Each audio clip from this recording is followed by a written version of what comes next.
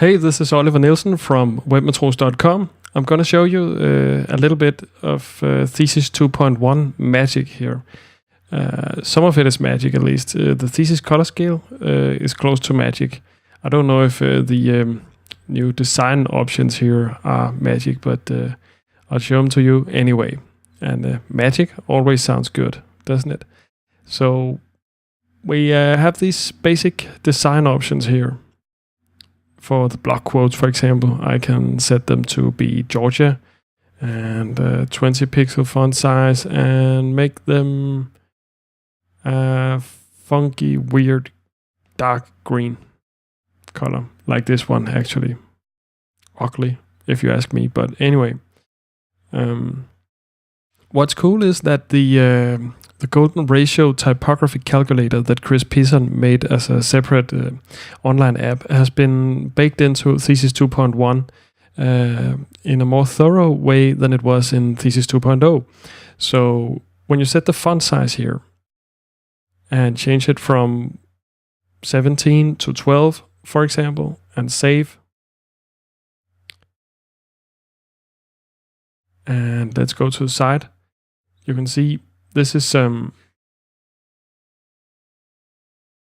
I'll refresh.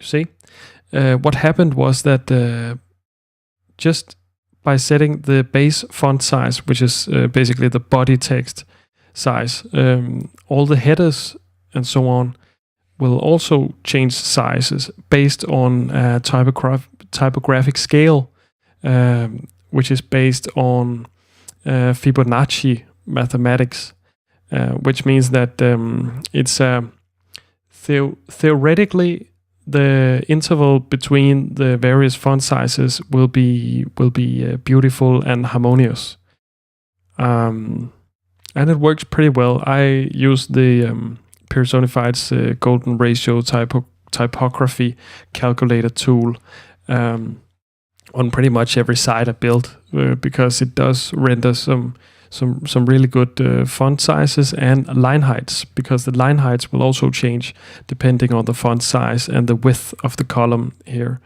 and the content column here.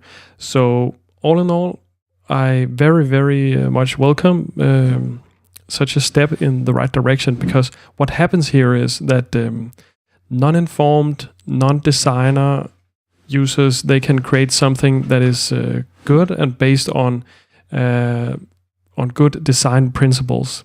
Well-informed design decisions is what they can make.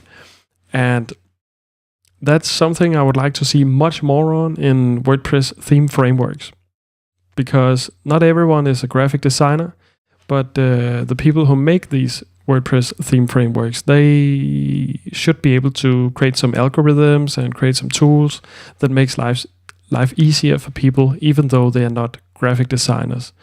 And the Thesis ColorScale is even better in this respect, because here we have the possibility to choose various color hues to make a monochromatic color scheme.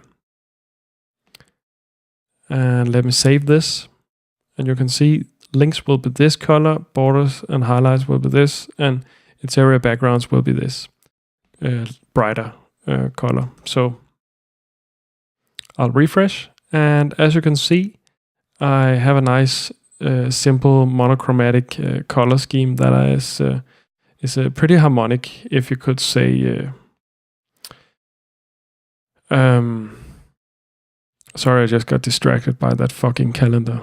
I hate that kind of pop-up stuff, but nevertheless, it's useful when you need it. But when I don't need it, it's pretty annoying.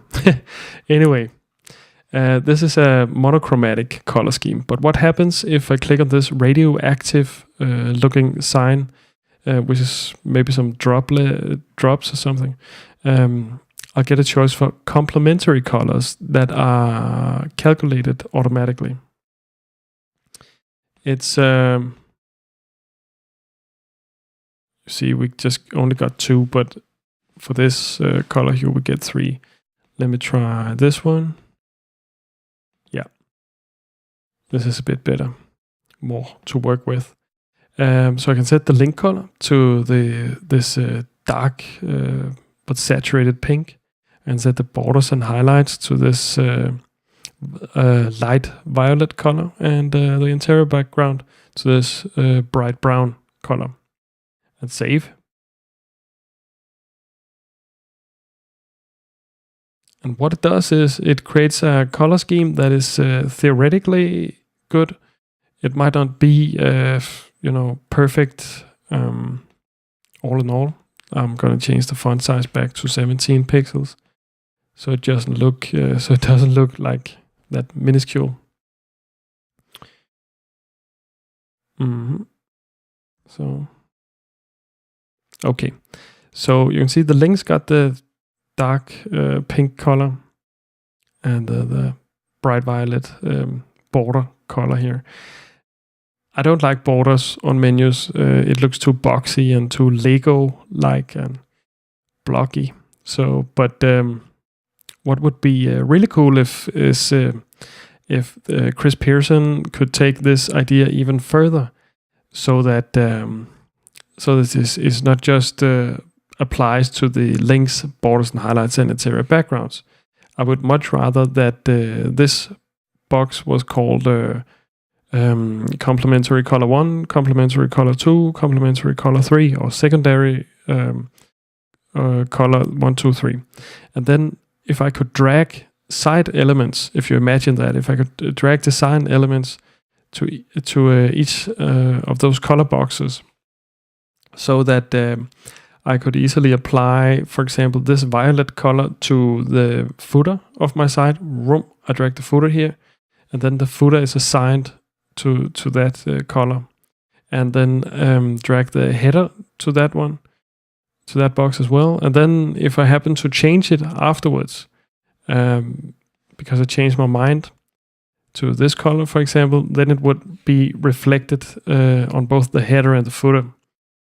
And that's the kind of stuff I would really like to see more of in not just Thesis 2.2 and 2.3, but also in headway and in page lines and that kind of stuff. Because it is, after all, the future, if you ask me. That is technology making life easier for us humans, and saving us time.